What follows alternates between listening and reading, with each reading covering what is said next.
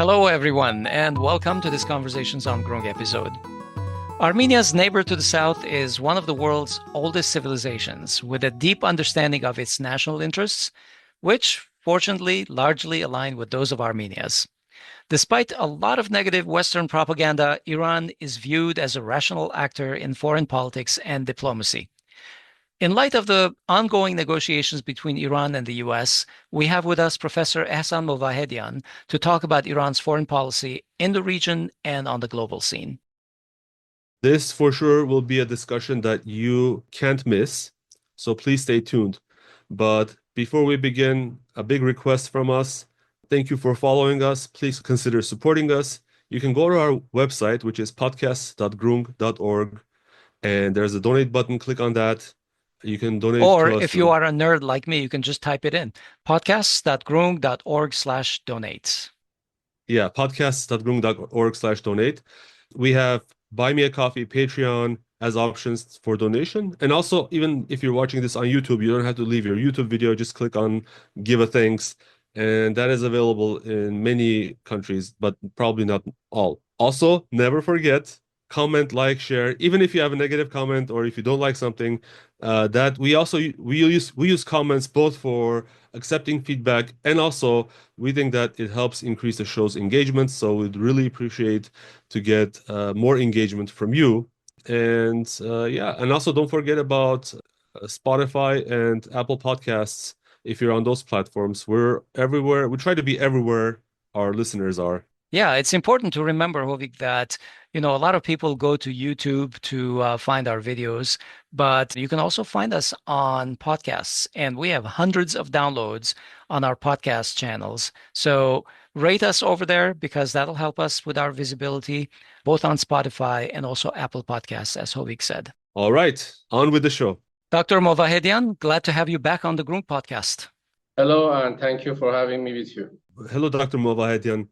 So the U.S. President Trump just concluded a visit to the Middle East, and during this visit, he announced that the U.S. is... I think it was a propaganda campaign of Trump in Middle East, and as we see, he is trying to, force Iranian to start another unrest against Islamic Republic. This was the main reason of his trip to Middle East, and I think it was the main reason he was trying to say to Iranian people, hey, you have a corrupted government, you have a failed state here, and I am with you, I'm supporting with you, and he's trying to sabotage our system here. But I think the majority of things that he said are false and nonsense, because, for example, he was trying to say that Iran has converted all of his farms to sand, to desert, and Arabs, they are trying so good to, convert all of their deserts to, farming, institutes, and so on. But right now we have sandstorm here in Iran, and the main reason of these sandstorms in Iran is from Saudi Arabia and from Iraq and all other Arab countries. I gave you an example to tell you that development has nothing to do with buildings, institutions, with construction, and so on. It's not something that's rooted in development. We know what is. Can I make a quick mention, Ehsan? President Trump says a lot of things about California also. So all the propaganda aside, can you tell us what is the current status of the negotiations in your opinion? I have no details. The main point is that in this time during the nuclear negotiation, Iran is trying to inform other countries that are important, that they are involved in the trends, and Iran is trying not to anger them, and Iran is trying to stop them from sabotaging in negotiations. So Iran is talking to Saudi Arabia, Iran is talking to Europeans, Iran talking to other Arab countries, Iran informs its friends, its allies, its rivals. It's all about that. And Iran wants them to be cooperative, not to sabotage in negotiation. This is the main point that we have to observe. Also, one of the shocking things that we saw in this visit was Trump shaking hands and posing for pictures with Jolani or Shara or whatever his name is going to be in the future. But Yeah. this is a person who has killed U.S. Reportedly Yeah. killed U.S. individuals, and he said, "Oh, the guy has a strong past. He's very good Yeah. looking, and we're gonna give Syria a chance." So they're gonna lift sanctions off of Syria, the same crippling sanctions that they imposed. And he says, "Well, we're gonna, those sanctions are crippling the Syrian people, so now we're gonna lift it after."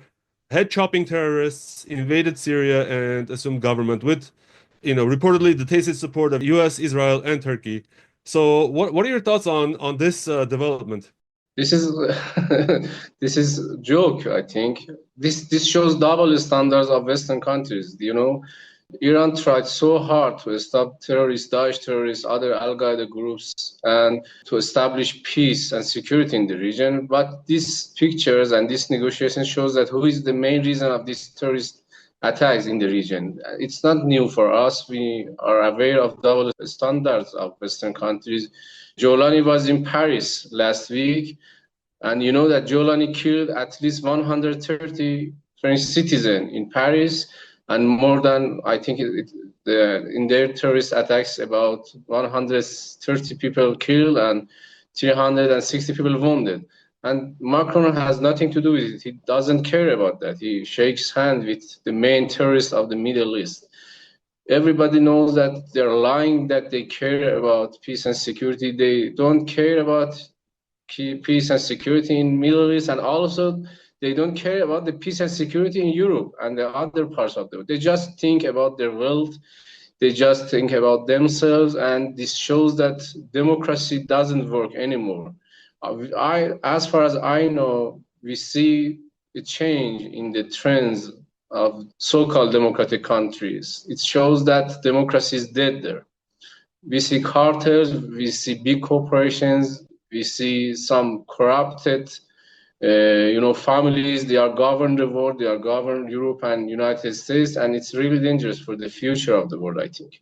Yeah, you mentioned that Iran has tried very hard to stop Daesh or Al Qaeda or whatever the names it goes under. But we should also highlight the fact that General Soleimani, may he rest in peace, Yeah. but he was critical to that effort. And who murdered Soleimani? Trump himself admitted that he ordered those strikes. So it's a very, very strange world. But I want to move back to the negotiations because early in May, the talks appeared to shift to less public channels.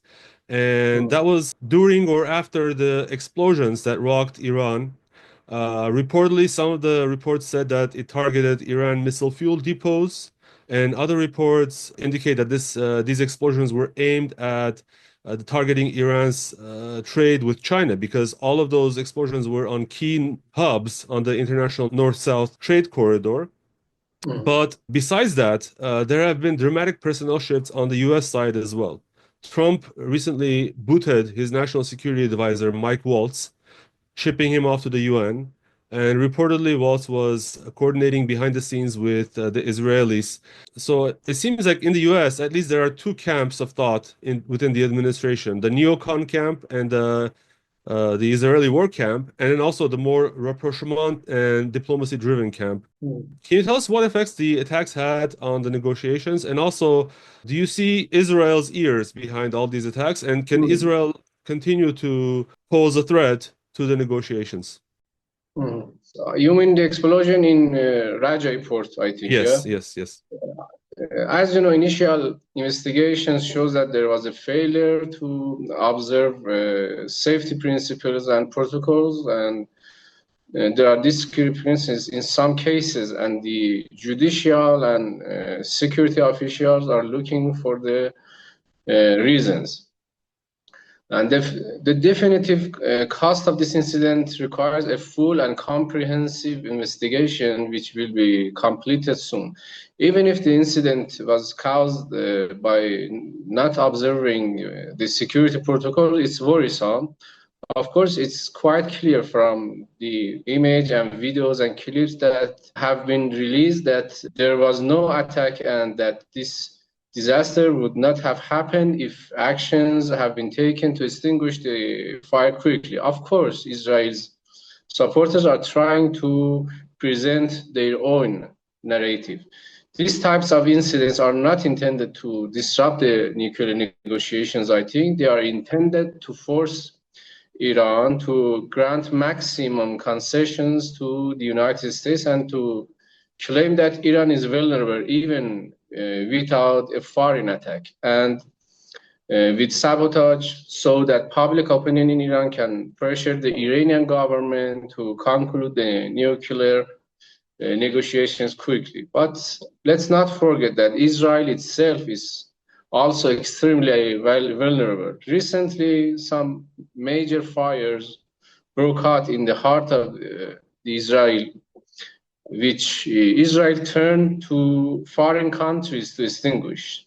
Despite the strong military and technical support of the West, especially the United States, Israel was unable to prevent a Houthi missile from hitting Ben Gurion Airport and some other important sites.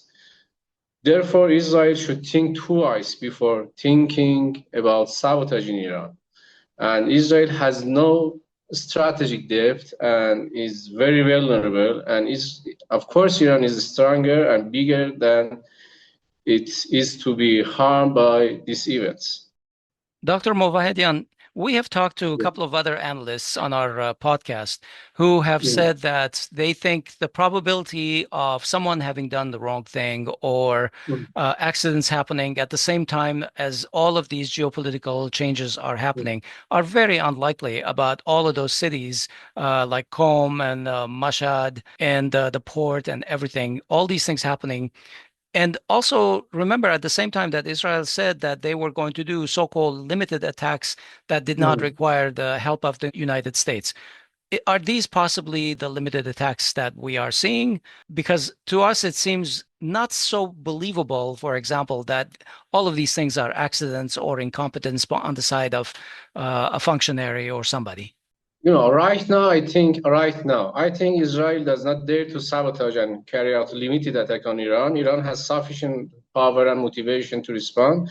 And Israel right now does not intend to attack Iran because this would be anger Trump, who intends to reach an agreement with Iran. Israel is also forced to remain calm and stop its barbarity due to Trump's pressure. And I think Israel's plan is to infiltrate Syria, then control Syria's water and energy resources, and then infiltrate Iraqi Kurdistan and be a neighbor of Iran. In this situation, Israel, which also has deep influence in Baku and Turkey, will have more opportunities to create unrest in Iran. And of course, Iran is also trying to strengthen old supporters and find new supporters in new parts of the world to counter Israel's move, I think. So within the US-Iran negotiations, Trump recently doubled down on his demands for complete dismantling of Iran's nuclear program, a demand pushed by Israel, but also those demands encompass as well the ballistic missile program for Iran. Trump also announced, angrily, after the postponement of the negotiations for a week or something, he angrily announced additional secondary sanctions targeting Iranian oil. First of all, regarding the sanctions, do you know if they are already in place, and how are they affecting Iran's economy, and how are they affecting Iran's partners like China and others who purchase Iranian oil? First of all, about sanctions and imposing sanctions, I have to say that Iran does not trust the United States at all. Last time, Trump tore up the deal with Iran, but Iran preserved the nuclear deal in good faith and did not give the West an excuse. And this time, Iran is seeking more serious guarantees to stop United States mischief. And of course, it's keeping Russia, China, and neighboring Arab countries in the talks and informs them about details so that they can support Iran. This has painted a logical, responsible, and reliable image of Iran in region and in the world. And Iran, as I told you, never trusts the United States. Basically, international politics and international relations are not an area of trust. Iran will ask United States for guarantees for implementation. And of course, it will strengthen its missile and military power. And they cannot ask us to stop our missile, for example, program, or they cannot ask us to stop our influence in region. And we are going to hold various military maneuver in the country. And recently we had a maneuver with Armenia, and I know that you are aware of that. And we consult with our allies, and we are taking the necessary measures. And US sanctions have had a negative impact on Iran, of course. We cannot deny it, we cannot ignore it. It's harmful against us. But much of Iran's economic problems stem from mismanagement, inefficient and outdated administrative and political structures, and somehow corruptions. And about its effect on Iran and China relations, China and Iran have designed various financial and trade structures to eliminate the dollar from bilateral trade and minimize the impact of US sanctions on bilateral economic cooperation. China and Russia have taken similar steps together, and given the seriousness of Iran and China in promoting cooperation, I think Trump cannot disrupt these relations, nor can he in the future. Another thing we heard in the negotiations is that Russia has emerged as a possible facilitator for the agreement between the two countries. For example, in a role of holding on to Iran's highly enriched nuclear stockpiles. Is there a role for Russia in the US-Iran negotiations, and how would it affect influence in Iran's affairs and in the South Caucasus? You know, Russia may act as an arbitrator in cases of potential violations of an agreement, a possible agreement, I think. Right. So the main role of them is the arbitrator. This role could include monitoring the implementation of the agreement or mediating disputes. However, no official sources or statements from Iran, United States, or Russian officials have explicitly confirmed this role up to now. The suggestion is more of a media speculation and seems to have been made due to Russia's close ties with Iran and its experience with the Joint Comprehensive Plan of Action. The US distrust of Russia due to Moscow's shared interests with Tehran, as well as Russia's history of supporting Iran against Western pressure, makes it less likely that Washington would accept such a role, I think. Moreover, Iran may oppose any mechanism that would allow external interference in its nuclear program after the US attempt to increase its influence in the South Caucasus. If we want to talk about our relation in South Caucasus, I think Russia should increase its cooperation and coordination with Iran in the Caucasus. However, it seems that Russia still does not have the necessary flexibility and cooperation in this regard and intends to manage the Caucasus issues alone. This mindset, I think, is wrong and has led to an increase in the presence of Russia's rival actors, especially the United States, France, Turkey, Israel, and even China in the Caucasus. This situation is not in Iran's interest either. However, until Russia corrects its behavior in the Caucasus, its chances of success will not increase, I think. Professor, I want to roll us back a couple of weeks. In late April 2025, Iranian President Masoud Pezeshkian visited Baku, marking the first time such a trip happened in about 6 years, I think. The visit aimed to ease long-standing tensions between Iran and Azerbaijan, which have been strained by issues like Azerbaijan's ties with Israel and Azerbaijan's aggressive posture towards Armenia and its intention to force Armenia into giving up sovereign corridor, ostensibly to link Azerbaijan to Nakhichevan. But of course, in reality, there is a much more far-reaching pan-Turanic goal here. And Iran opposes this corridor, viewing it as a threat to regional stability and its own borders. So during the visit, Pezeshkian offered an alternative. He offered a route through Iranian territory, known as the Aras Corridor, to connect Azerbaijan with Nakhichevan. So this proposal reflects Iran's strategy to maintain regional influence and prevent changes to established borders. Now, the visit also included discussions on economic cooperation and infrastructure projects. Can you tell us, as far as Iran's red lines go regarding the Iran-Armenia border, how did the discussions go between Iran and Azerbaijan? Okay, about this trip, I think the Iranian president, Dr. Masoud Pezeshkian, showed his goodwill by visiting Baku and announced that he was ready to meet Baku's needs in various areas, such as creating a road connecting Baku and Nakhchivan so that this country would not have an excuse to occupy Syriac province and southern parts of Armenia. Both the interview with Baku State Television before the trip was carefully conducted, and the Iranian president's speech in Baku was accurate, and he recited a suitable poem by Iranian poet Shahryar, emphasizing that Nizami Ganjavi did not have even a single verse of poetry in Turkish, and many memorandums of understanding were signed, and the National Bank of Iran has now reopened in Baku, and flights between two countries are set to increase. Iran should push for the opening of the land border so the anti-Iranian propaganda can be neutralized by increasing economic, cultural, educational exchange, etc.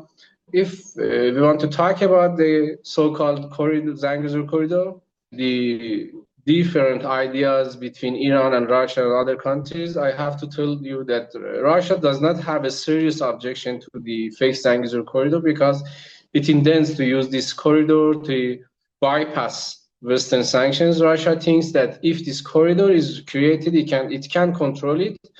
But I think Russia thinks wrongfully. If this corridor is created, Russia's influence in South Caucasus will end, I think.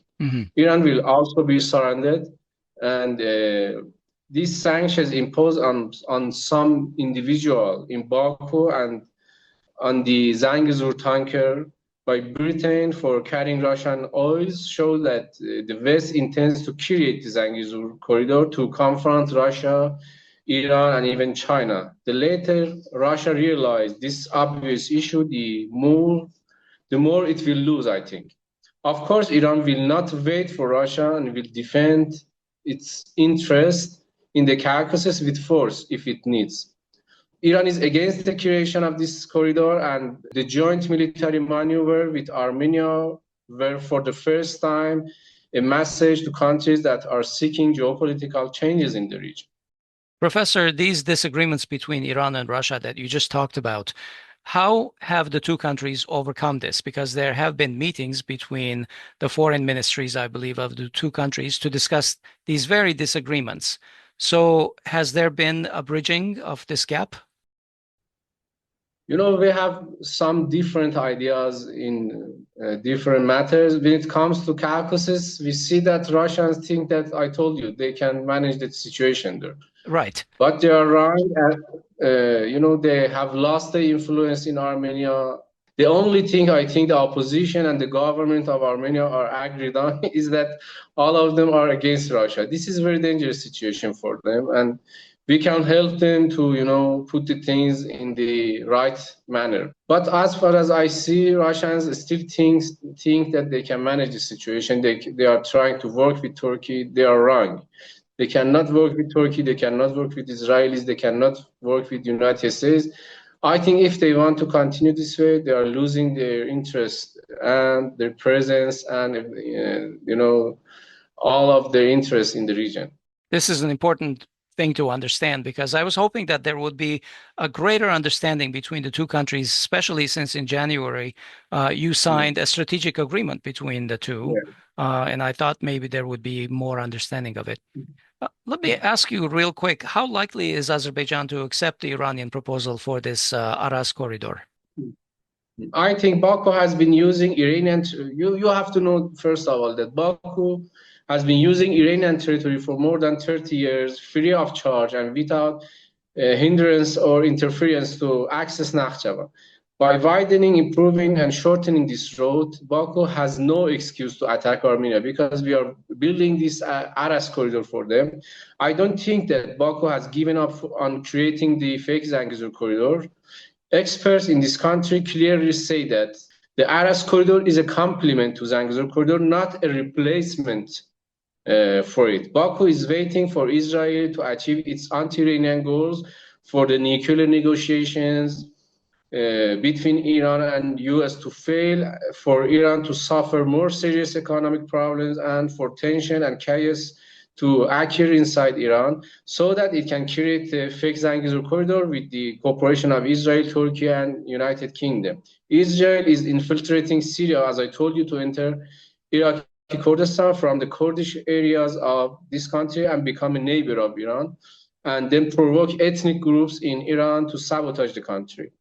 Obviously, Iran is not a spectator of this dangerous plan and is defending its security, territorial integrity, and border with friendly countries like Armenia. So we are not waiting for them to do whatever they want, and we have our plans, and we are ready to defend our national interests and working more with Armenian government and Armenian elites to, cooperate in this field.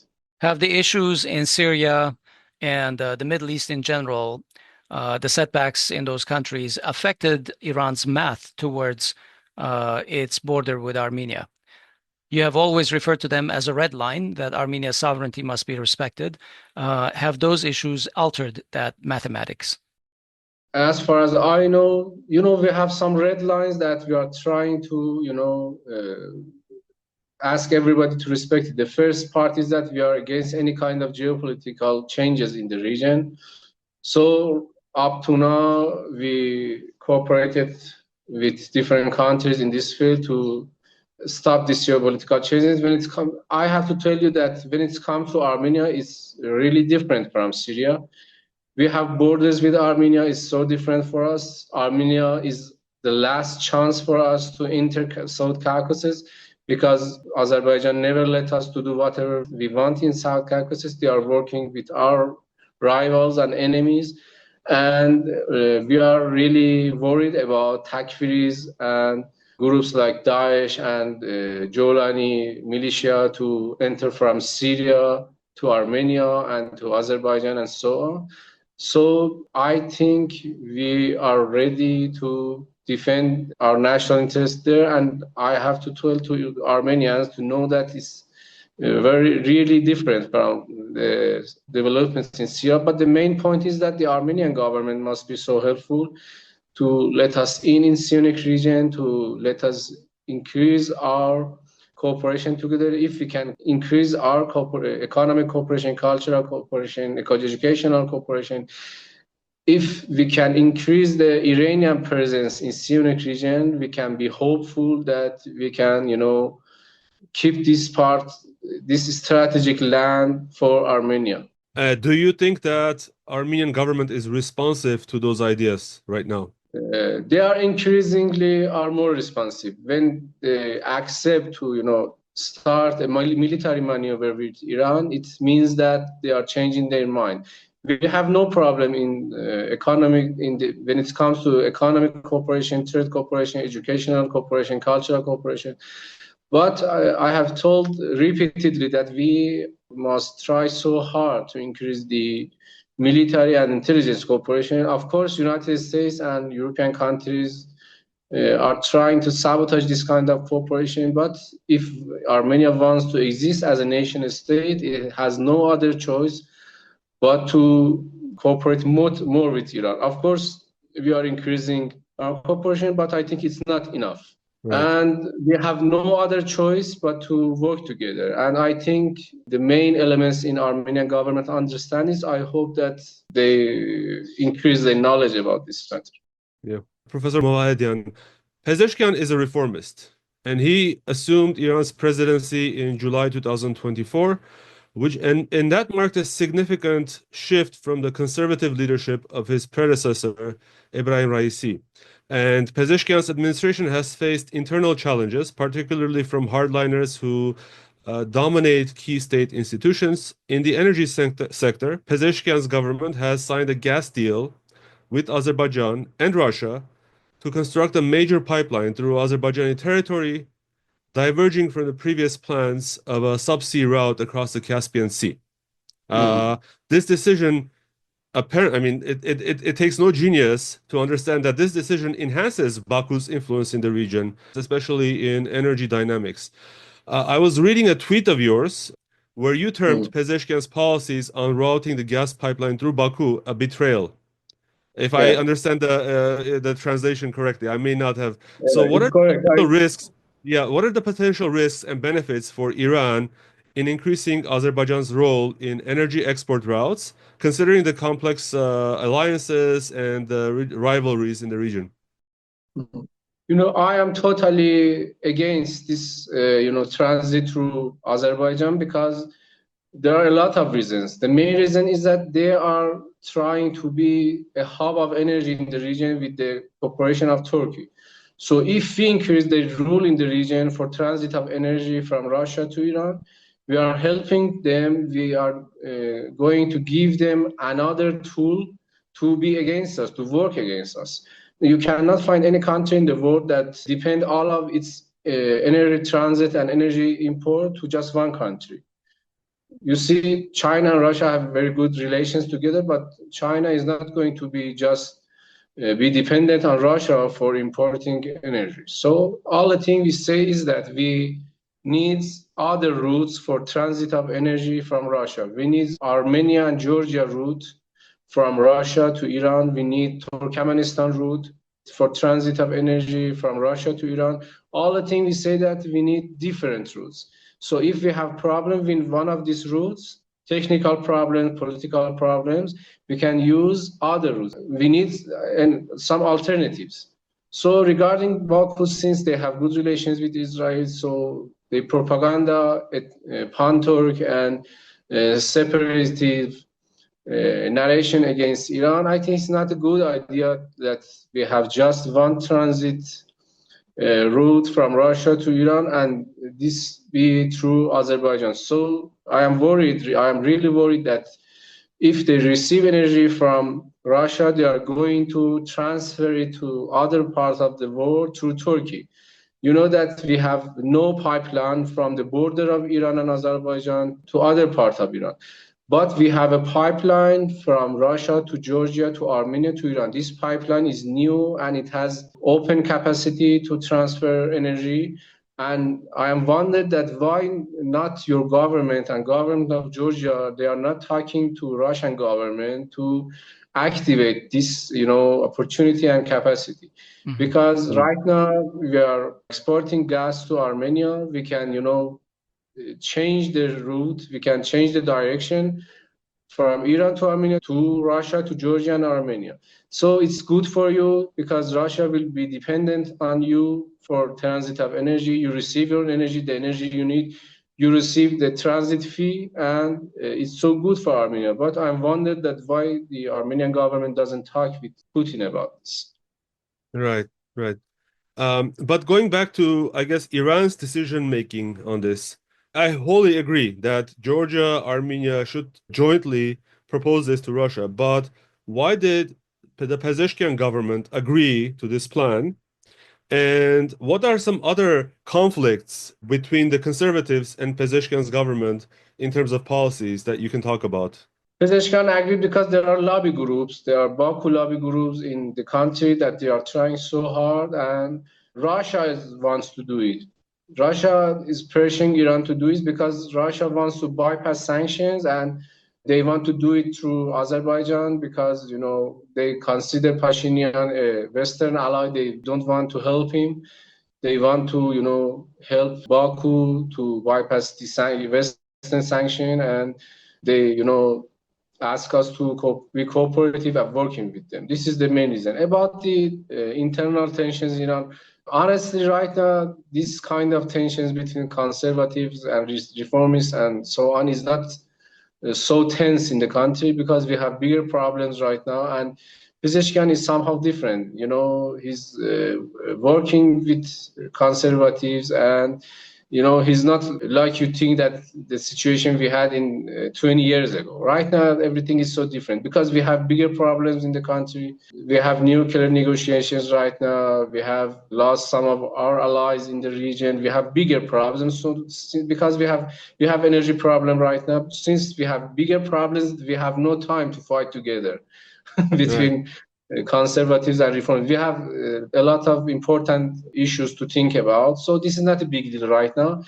The reason of this is the lobbies that trying to so hard to work in favor of Baku and Russia in the country. Your lobby is not working so good, and I told you, I think the main reason is that Armenian government is pro-Western, and I think it's somehow pushing one to punish Pashinyan because of that.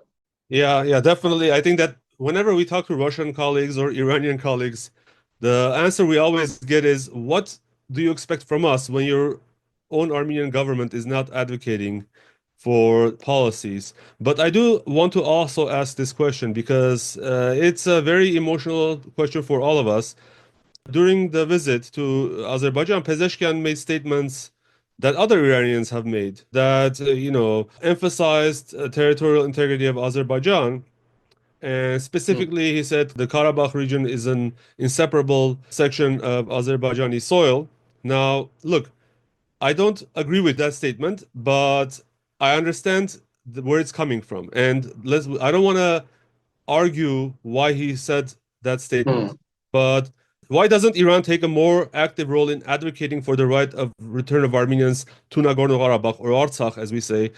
Isn't that also a fundamental right? The former policy of Iran is that the Karabakh region or Artsakh belongs to Baku. Okay, but Iranian leader that he has the final say on every matter on Iran said that Armenians who are living there has the right to be there and to come back there and to live in their home. This is something that he said. Do you mean about Khamenei or Pezeshkian? Yeah, I'm talking about Ayatollah Khamenei. Yeah, he said that Karabakh belongs to Azerbaijan, but Armenians who are living there, they have rights, and these rights must be respected. But the point is that we can, as I told you repeatedly, that we cannot be more Armenians than Armenians.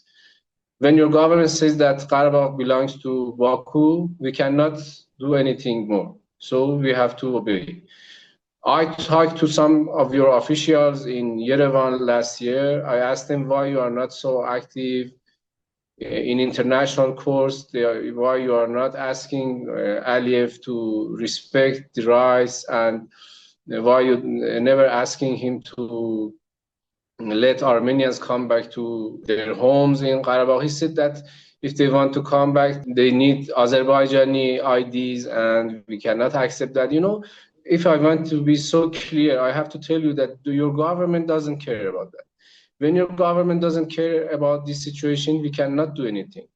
All the thing I can say that all the time we are talking about this matter, we say that, okay, even if this region belongs to Azerbaijan, we stress the rights of Armenians that were living there to come back and to live there.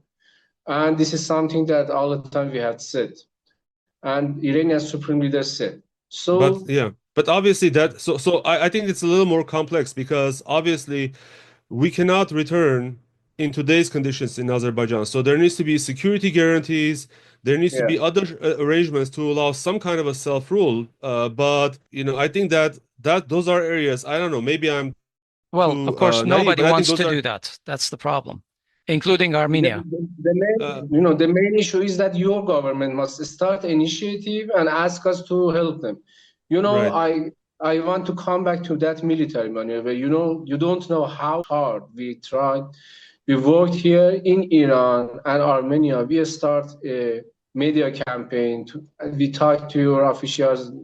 It was a big try to convince your government to launch a joint military maneuver with Iran.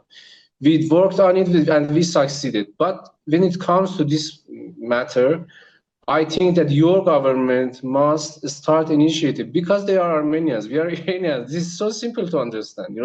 They must, design a framework and then ask us for help. Okay, if they want our help, we are ready to help. But when they are not going to start any kind of initiative, what we can do? I told you, we cannot be more Armenians than you. This is the reality. Sadly, I have no response to that question or to that statement. Yeah, sadly. Okay, let's move to the negotiations again that were happening over just the last couple of days. Stephen Witkoff was the key negotiator for the United States, and he seems to be linking Armenia and Azerbaijan to the Abraham Accords, which were signed between Israel and some Arab and Gulf states during the first Trump administration.